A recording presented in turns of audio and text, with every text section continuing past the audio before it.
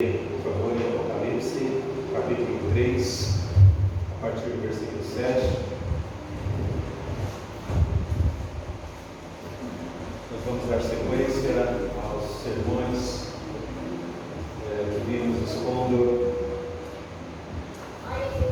no livro de Apocalipse, quanto às 7 cartas das igrejas da Ásia Menor. Apocalipse capítulo 3, a partir do versículo 7, nós temos lá o seguinte: ao anjo da igreja em Filadélfia escreve: estas coisas diz o santo, verdadeiro, aquele que tem a chave de Davi, que abre e ninguém fechará, e que fecha e ninguém abrirá. Conheço as tuas obras, eis que tenho posto diante de ti uma porta aberta, a qual ninguém pode fechar, que tens pouca força, entretanto guardaste a minha palavra e não negaste o meu nome. Eis, farei que alguns dos que são da sinagoga de Satanás, desses que a si mesmos se declaram judeus e não são, mas mentem, eis que os farei vir e prostrar-se aos teus pés e conhecer que eu te amei, porque guardaste a palavra da minha perseverança. Também eu te guardarei da hora da provação que há de vir sobre o mundo inteiro, para experimentar os que habitam sobre a terra. Venho sem demora. Conserva o que tens, para que ninguém tome a sua coroa. Ao vencedor, falo-ei coluna no santuário do meu Deus, e daí jamais sairá. Gravarei também sobre ele o nome do meu Deus, o nome da cidade do meu Deus, a nova Jerusalém que desce do céu, vinda da parte do meu Deus, e o meu novo nome. Quem tem ouvidos, ouça o que o Espírito diz às igrejas. Superman é o nome de um personagem fictício que, acredito eu, a grande maioria de nós, talvez algumas crianças menores não conheçam, talvez, mas certamente com exceção deles todos nós. Um personagem que foi criado na década de 1930 e que tem um chamativo econômico e, enfim, nas mídias até hoje. A principal característica do Superman é a invencibilidade dele, um homem invencível. Mas com um pequeno problema: algo pode derrotá-lo, a criptonita. À medida que ele é exposto a esse elemento químico, que também é fictício, ele perde suas forças, definitivamente pode ser derrotado. Bom, deixa eu falar dos crentes e da igreja. A igreja, formada pelos crentes, é invencível. Os crentes são invencíveis. A palavra de Deus diz que nós somos mais do que vencedores por meio de Cristo Jesus. E diferente, portanto, do Superman, não há nada que possa destruir os crentes ou a igreja de maneira definitiva. Não há absolutamente nada.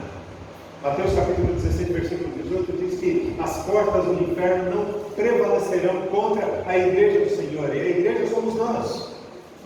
A expressão portas do inferno no Novo Testamento, melhor dizendo, no Velho Testamento, e em muitas literaturas desse período do Antigo Testamento, mostram que essa expressão refere-se à morte.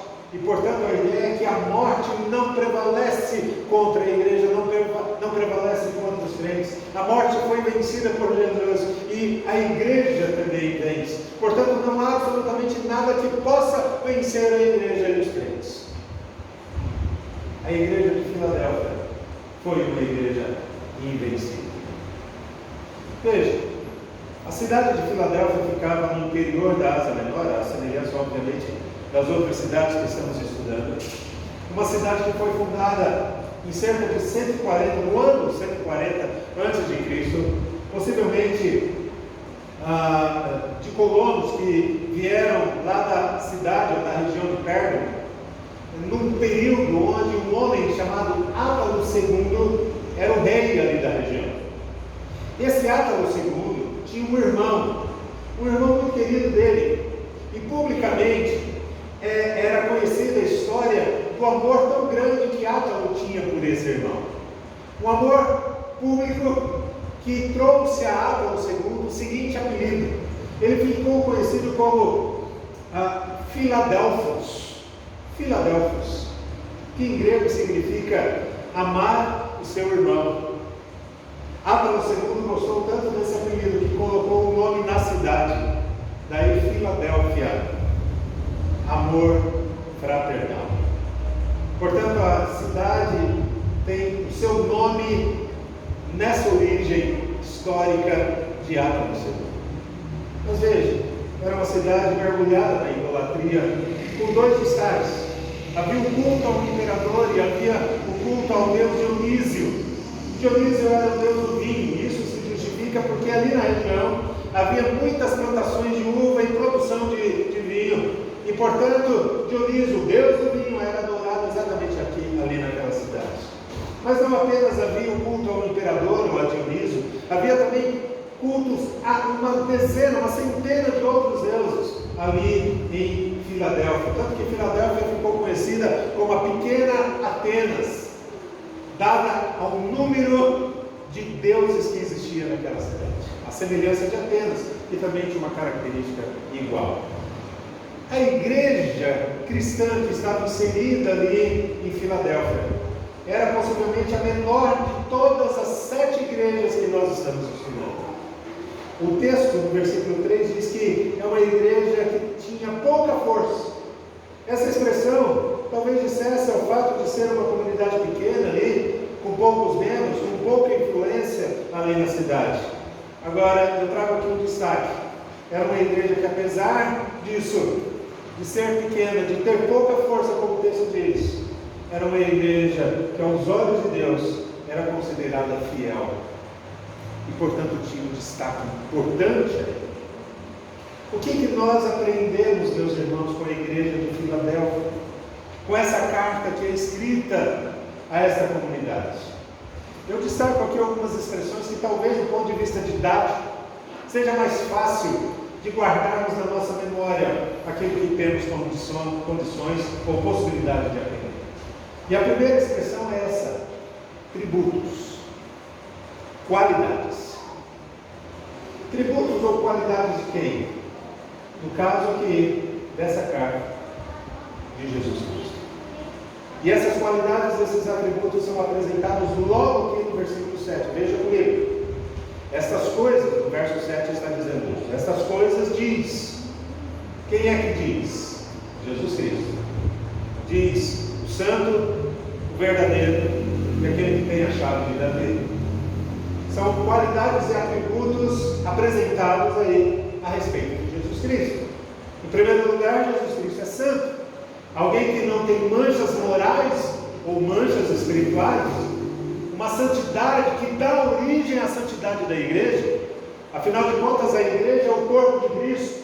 E a igreja é santa porque Jesus Cristo é santo.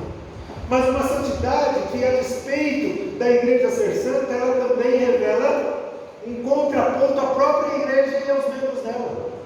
Porque a igreja, na sua realidade concreta, ainda é pecadora.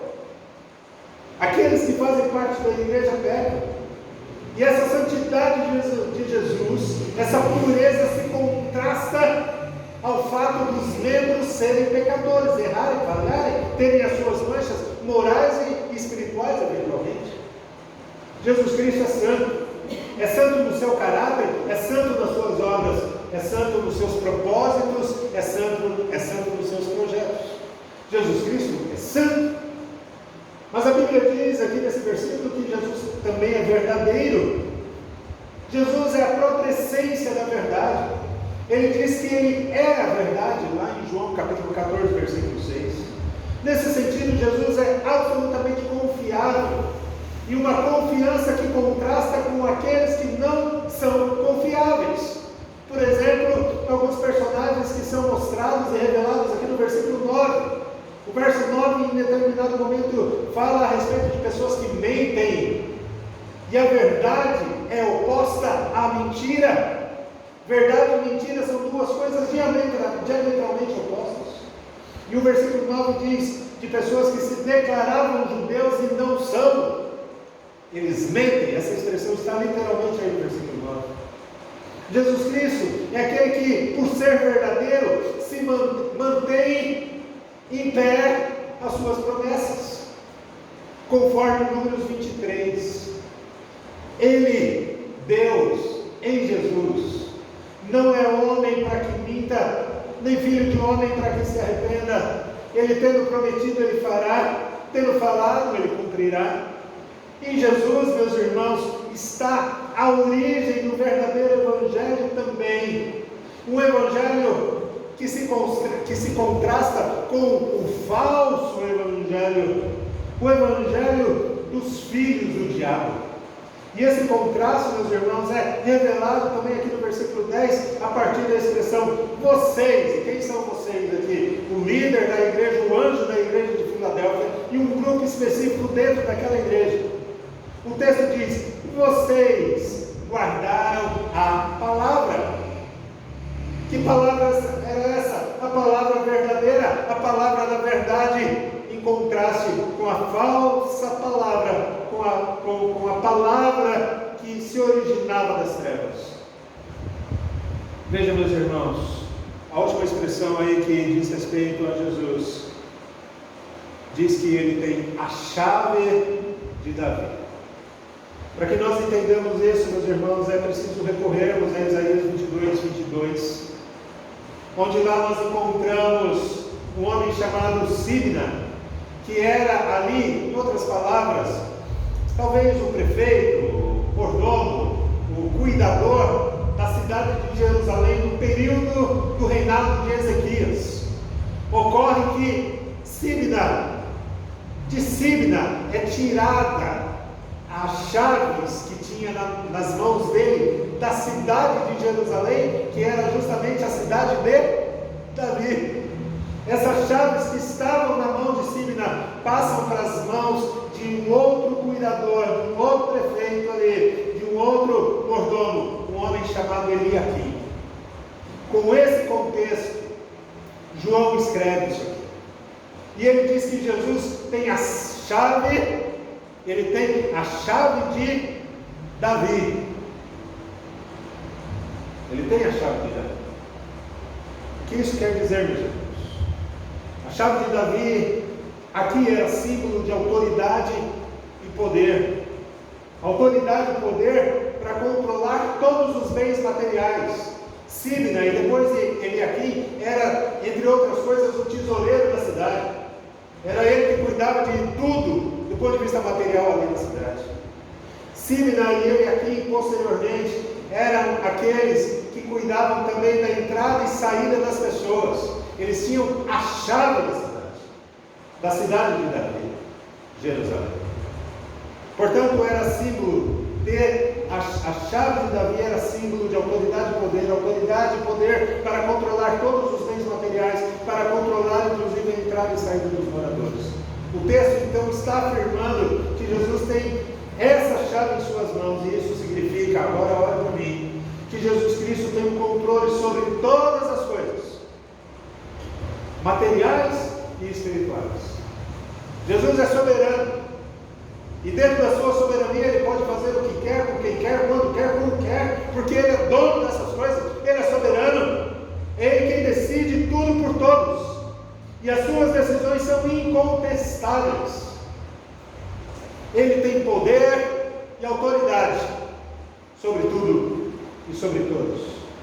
Quando ele usa a chave para abrir, ninguém fecha. Quando ele usa a chave para fechar, ninguém abre. Sendo assim, portanto, Jesus é governante, é o governante supremo, controlando inclusive o acesso ao reino de Deus. Jesus Cristo é aquele, segundo a sua soberania, vai determinar, vai definir aqueles que farão parte do reino. Jesus tem senhorio absoluto, conforme Mateus 28, 18. Toda a autoridade foi dada a Jesus, tanto no céu como na terra. Agora observe, meus irmãos, por que essa introdução está nessa carta? Por que o primeiro assunto dessa carta é justamente a autoridade e poder do Senhor? Porque isso estava muito claro, ou precisava ficar muito claro para a igreja de Filadélfia. Autoridade e poder pertencem a Jesus. E nós temos aí uma primeira lição fundamental para mim, para você, para a nossa igreja. Toda autoridade pertence ao Senhor, todo poder é dele. Na época aqui da igreja de Filadélfia, o poder não estava, o poder maior não estava na mão do imperador, não estava na mão de um Deus chamado Dionísio, por mais adorado que ele fosse. A igreja de Filadélfia, pequena que era, reconhecia como maior autoridade, como possuidor de todo poder, Jesus Cristo. Eu e você, na nossa vida pessoal e na nossa vida como igreja, precisamos admitir essa autoridade sobre as nossas vidas, todos os dias, sem exceção. Mas veja, meus irmãos, além disso, na sequência, no versículo 8, nós teremos aí duas expressões que, embora não estejam no texto, elas refletem aquilo que ali está. E a primeira expressão do versículo 8 que me parece importante aí é encorajamento. Encorajamento. Nesse versículo 8, no início dele, Jesus começa a encorajar os seus discípulos a anunciar o Evangelho. Isso mesmo, queridos. A estimular aqueles discípulos, aqueles homens e aquelas mulheres ali da igreja de Filadélfia, a que eles fossem às ruas, aos seus amigos, às pessoas que estavam em torno delas, e dissessem a elas de alguma maneira: olha, se vocês não tomarem cuidado, o que espera vocês é o inferno, vocês estão caminhando para lá, e é preciso que algo ocorra na vida de vocês. A igreja estava sendo encorajada a anunciar salvação do inferno, porque é para lá que as pessoas estavam indo, assim como hoje.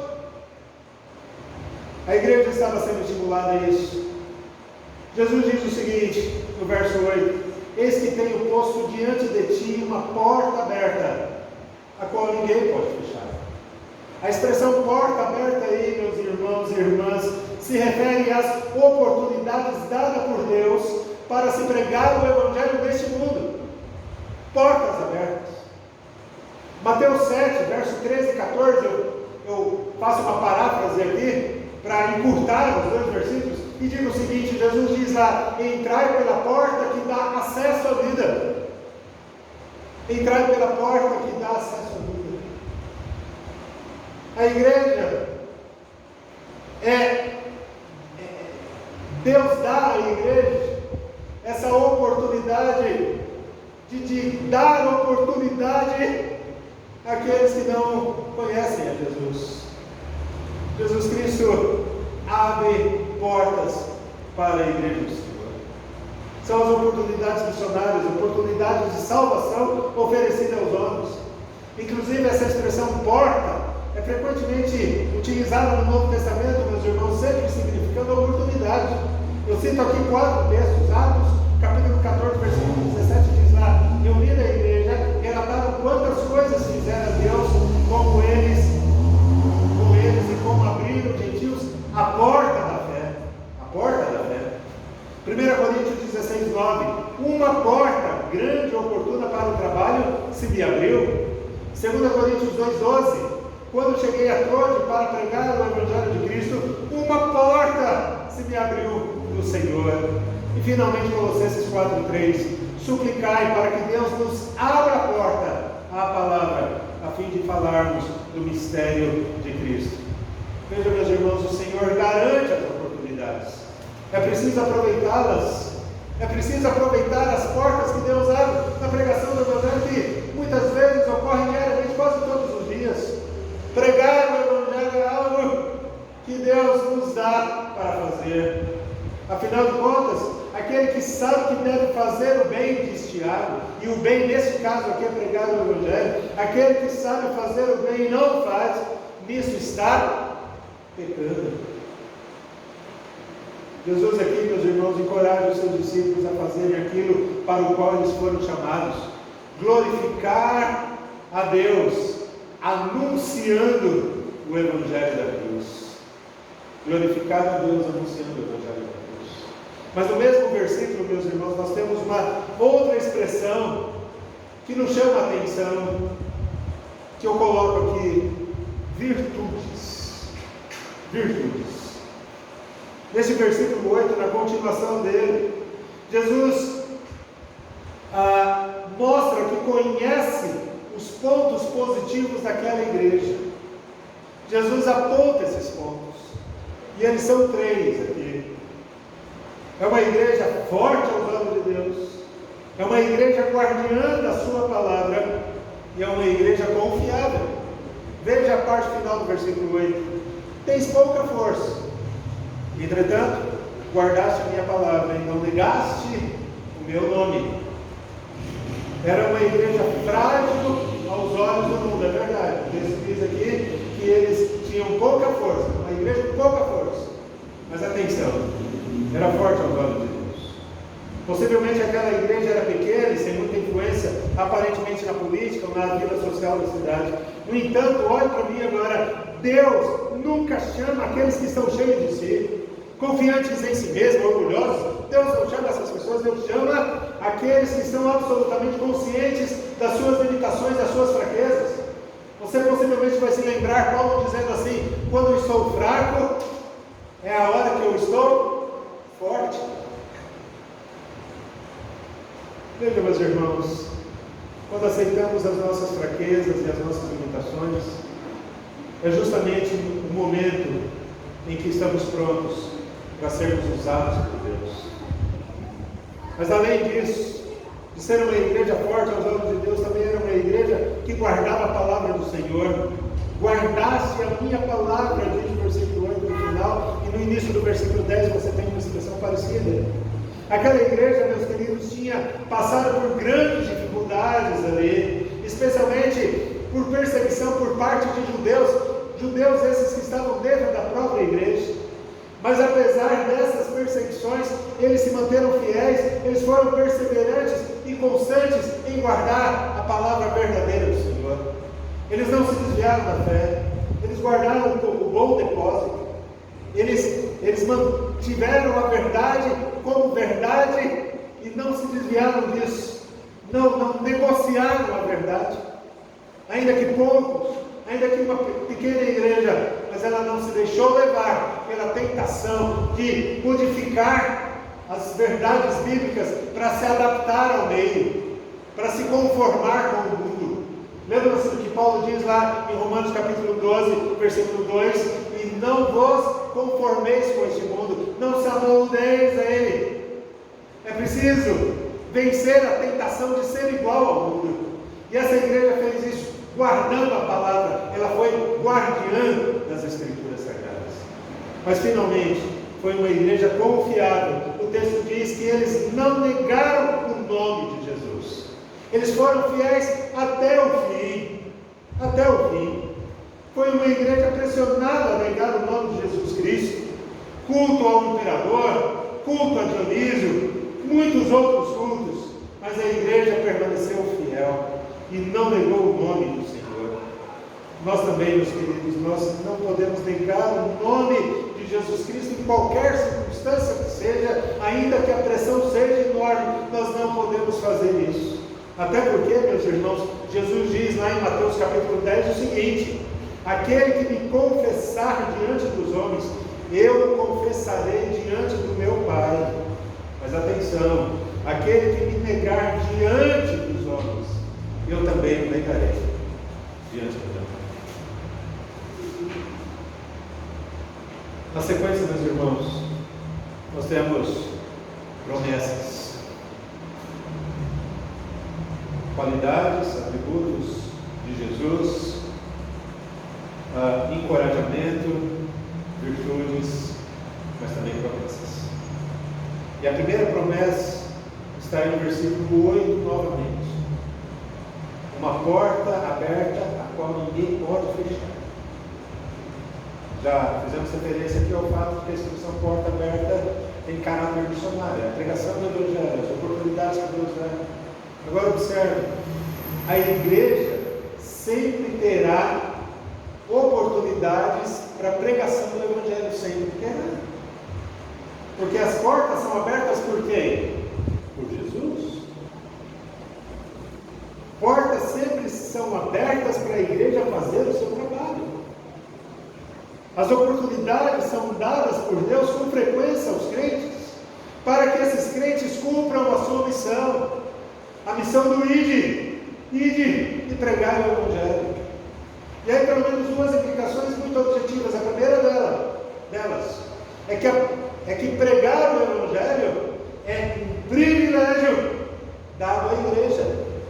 Porque observe, não existe nenhuma outra instituição no planeta Terra, não existe nenhuma outra organização que faça isso, que tenha a Bíblia em mãos e pregue a verdade a respeito de Deus e a verdade a respeito do mundo e dos homens. Nenhuma outra instituição, só as Escrituras, só a igreja, só os crentes, só os salvos. É um privilégio que Deus deu exclusivamente para a sua igreja. Mas não é apenas um privilégio, é também um dever. Paulo diz lá em 1 Coríntios capítulo 9: se eu anuncio o Evangelho, eu não tenho do que me gloriar, pois sobre mim pesa essa obrigação, porque ai de mim, se não pregar o Evangelho. Mas eu preciso trazer aqui, meus irmãos, muito rapidamente, algo para a gente pensar aqui. Eu quero arriscar aqui, meus queridos, que talvez nesses últimos anos, de maneira talvez mais específica, do ano passado para cá, desde o início dessa pandemia, eu arrisco a dizer aqui que essas oportunidades, essas portas, elas começam a se fechar. Por que eu estou dizendo isso? Porque essas portas, as oportunidades, um dia elas se fecham. Um dia elas se fecham. Um dia isso termina. Um dia essas oportunidades acabam. E o que eu estou tentando mostrar aqui, meus irmãos, é que na minha percepção, talvez eu esteja errado, mas na minha percepção, e eu não estou sozinho nisso, essas portas talvez estão começando a se fechar. E a pergunta é: até quando as portas estarão abertas para que a igreja pregue o Evangelho? Por que eu digo isso? Com base em duas coisas. A primeira delas, nesses últimos anos, meus irmãos, tem se intensificado e ultimamente se acelerado muito os ataques a valores que comumente é chamado de judaicos cristãos. Os ataques aos valores judaicos cristãos. Aí alguém podia perguntar: que valores são esses? Talvez você se surpreenda. Os valores judaicos cristãos que nesses últimos séculos têm ajudado a construir, sobretudo a civilização ocidental, são três. Quais são? Primeiro deles, liberdade.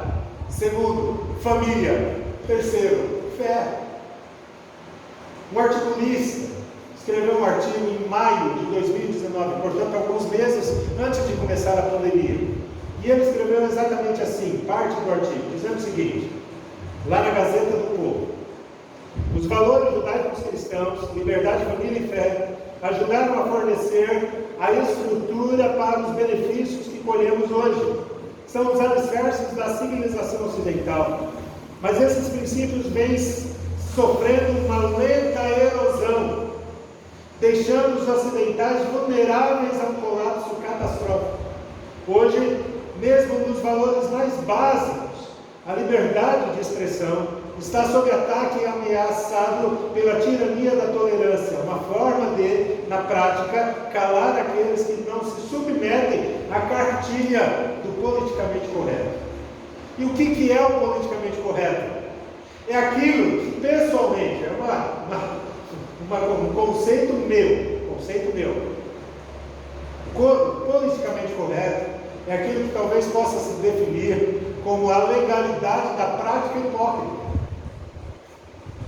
É a ideia de se adaptar ao coletivo, porque todo mundo fala, tem que falar igual. Porque todo mundo age e tem que agir igual. E qualquer pessoa que haja, ou pense, ou fale diferente, não age de maneira coletiva. Não é politicamente correto. Veja que coisa interessante isso. Essa é essa é a minha primeira razão pela qual eu começo a observar que as portas estão começando a se fechar.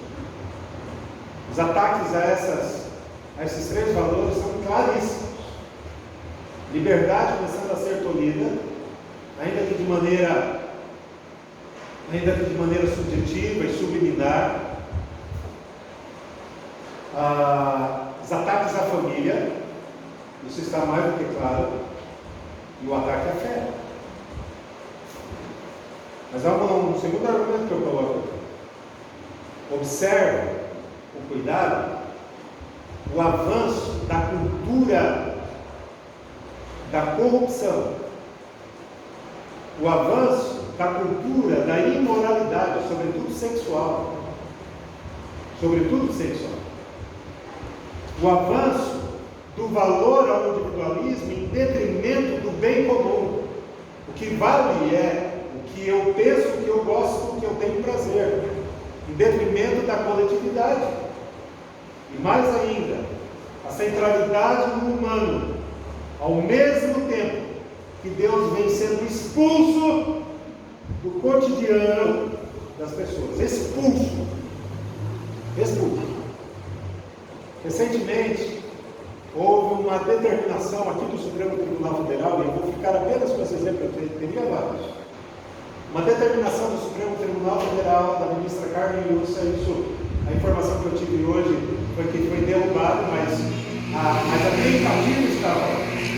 Uma determinação da ministra Carmen Lúcia em retirar a Bíblia de todas as bibliotecas públicas e bibliotecas de escolas, alegando que o nosso país é um país laico, portanto não deve ter religião. A informação que eu tive hoje foi que essa determinação foi derrubada, mas ainda assim a tentativa está presente. E quantas outras tentativas iguais a essa ainda ocorrerão? Quantas outras pessoas, ministros, gente do governo, gente com poder e autoridade humana, tentará expulsar Deus do meio da sociedade? Isso na Europa já está acontecendo. E eu preciso fazer um parênteses aqui, preciso. Se você tem acesso à internet, eu quero estimular com toda a força do meu coração que você faça isso. Procure ali no canal da Brasil Paralelo um documentário que começou a ser transmitido na semana passada sobre música. E você vai descobrir que o inferno, eu digo isso, meus irmãos, com muita dor no coração, que o império das trevas está muito mais presente do que a gente gostaria que estivesse. Dê uma olhada lá, e talvez você vai terminar de ver esse documentário absolutamente assustado com as coisas que estão ocorrendo através das artes, várias, e em particular através da música.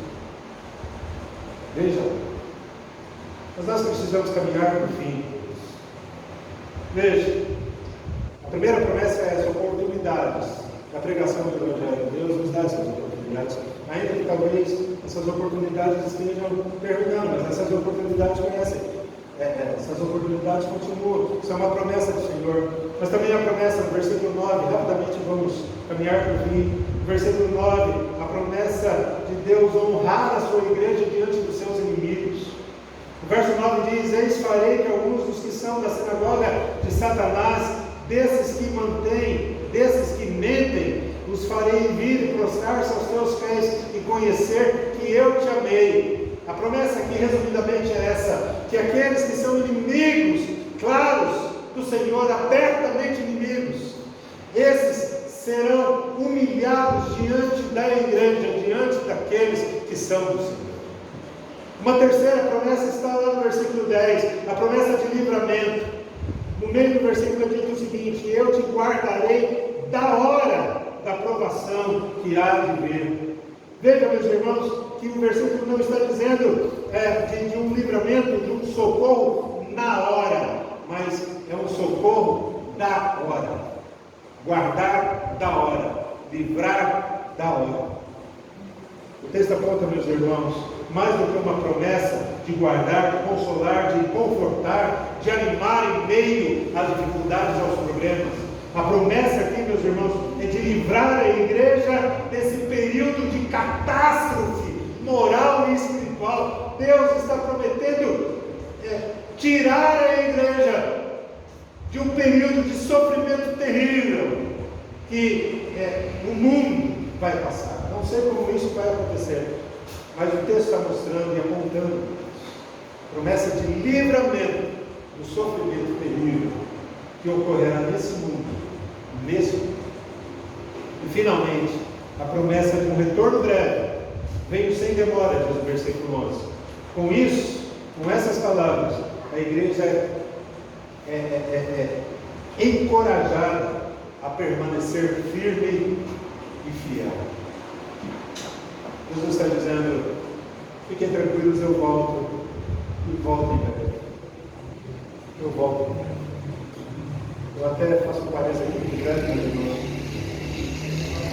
Faz praticamente 2000 anos que Jesus prometeu isso e ele não voltou.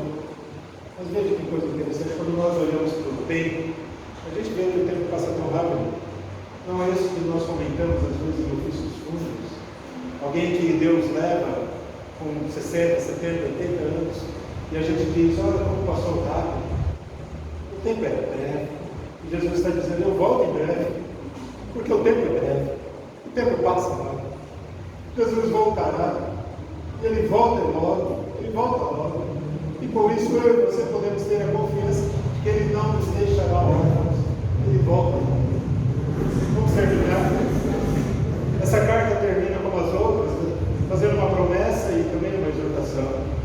E a promessa do verso 12 é que ao vencedor falo-ei coluna no santuário de meu Deus.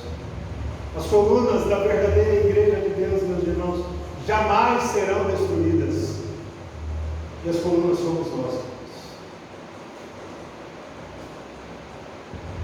Na eternidade, nós seremos indestrutíveis. Nada, absolutamente nada nos errará. Mais do que vencedores, aqui e na eternidade com o Senhor. Falo-ei coluna do santuário do meu Deus. Ele vai além. Gravarei sobre o vencedor. Ele está falando de você. Ele está falando de mim. Ele está falando da igreja dele. Gravarei sobre o vencedor o nome de Deus, o nome da cidade de Deus, e gravarei um novo nome. Os vencedores serão marcados com símbolos que revelam que esse vencedor, meus irmãos, é propriedade de Deus, é cidadão do reino de Deus, e é alguém semelhante a Deus, é alguém parecido com Jesus. São essas características que estarão presentes no vencedor quando estiver lá na eternidade.